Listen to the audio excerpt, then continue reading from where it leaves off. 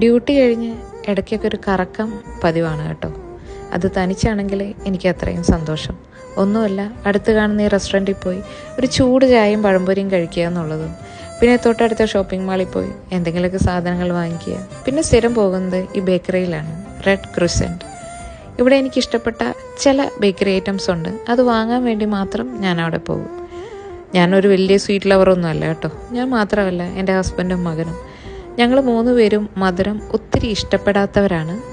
പക്ഷേ ഈ ബേക്കറിയിലുള്ള ചില ഐറ്റംസ് എൻ്റെ ഫേവറേറ്റ്സ് ആണ്. അത് വാങ്ങിക്കാൻ വേണ്ടി മാത്രം പോകുന്നതാണ്.